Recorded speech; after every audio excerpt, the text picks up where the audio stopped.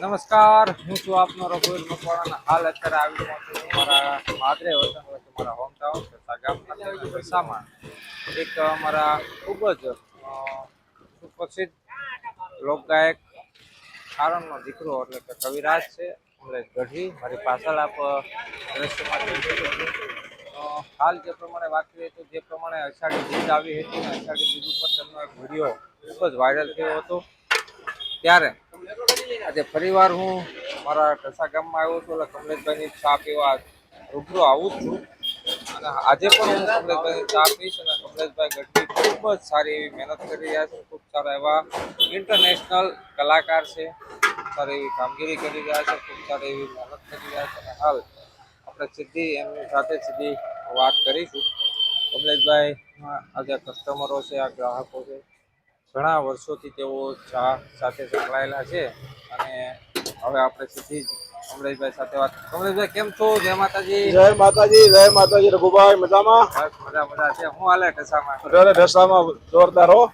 કમલેશભાઈ અષાઢી બીજ આવે છે અને તમારો એક વિડીયો ખૂબ જ વાયરલ થયો હતો. હા, તો પાછું આપણે એને રિપીટ કરીએ, યાદી કરીએ.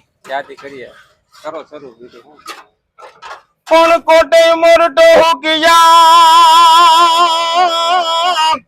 હનુવાદન ચમકે વીજ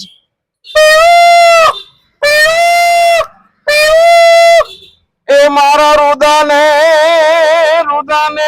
રણો સાંભળ્યો એ જોન આવી અષાઢી બીજ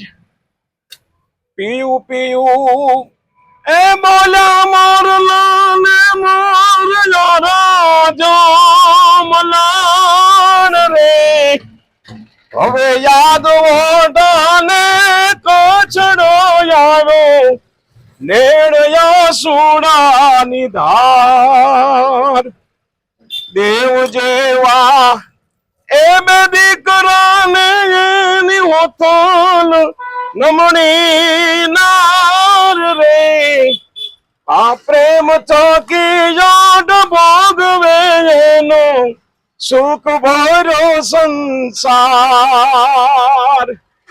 આવી ઋતુ એ વરસાદ ની રે મોરલો જીંજાર્યો આહો ચાલ હોયો તલ ખે મને કચડો સાંભળ્યો આહો ચાલ હોયો તલ ખે મને કચડો સાંભળ્યો.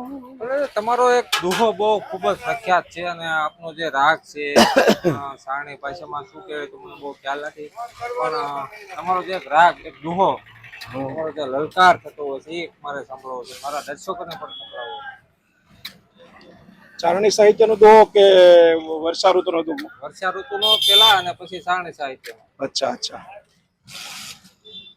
તો ડમક ડમક દાદોર ડમ ડમ કદ કહે કટ માર મલાર ગિરા હવે પીયું શબ્દ પુકારત ચાતક કિયું કોકિલ કંઠ ગિરા ગડડ નભ હોત ગણાકા અને ધણા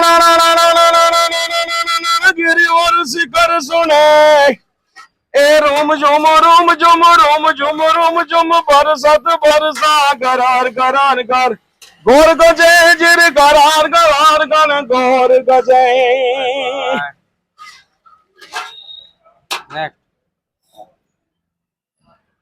તો આ છે મારા ગામનું ગૌરવ, મારું સોનાનું ઘરેણું કમલેશ ગઢવી. તો ખૂબ જ લોક સાહિત્યકાર છે, ખૂબ સારા એવા કલાકાર પણ છે. અને ઢસા ગામમાં, ઢસા તો માત્ર ખાલી એનું ગામ છે, બાકી દેશ વિદેશમાં પણ ઇન્ટરનેશનલ કલાકાર છે. અનેક દેશોમાં પણ તેઓએ કાર્યક્રમો કર્યા છે. કમલેશભાઈ હજી એક દુહો થઈ જાય. પણ યસી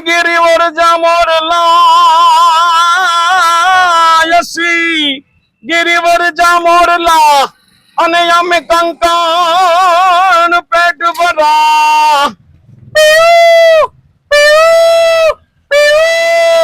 એ મારી ઋતુ આવે ન બોલીએ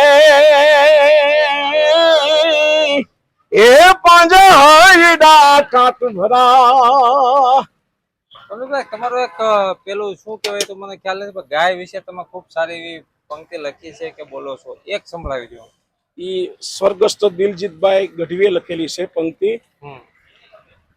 એ નંદનાને હડે રેતી હું ગોકુળ ગામની ગાવલડી એ મને ખીલેતી છોડવી નહોતી હું ગોકુળ ગામની ગાવલડી ખીલેતી છોડી તો ભલે છોડી પછી મને કસાઈ ખાને વેચવી નહોતી હું ગોકુળની ગાવલડી કસાઈ ખાને વેચી તો ભલે વેચી પછી મને કરવતે કાપવી નહોતી હું ગોકુળ ગામની ગાવલડી કરવતે કાપી તો ભલે કાપી પછી મને ત્રાજવે ચડાવવી નહોતી હું ગોકુળની ગાવલડી ત્રાજવે ચડાવી તો ભલે ચડાવી પછી મને ચૂલે ચડાવવી નહોતી હું ગોકુળની ગાવલડી ચૂલે ચડાવી તો ભલે ચડાવી પછી મને ભાણામાં લેવી નહોતી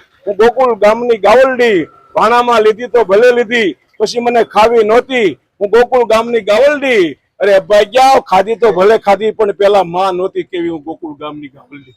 ખૂબ ખૂબ આભાર કમલેશભાઈ, તમે આપનો કિંમતી સમય આપ્યો અને મારી સાથે એક વિડીયો બનાવવા માટે તમારો ખૂબ ખૂબ આભાર. અને માતાજી તમને ખૂબ સુખી રાખે, ખૂબ આગળ વધો એવી મારી માં ખોડિયારને પ્રાર્થના કરું. વાહ વાહ.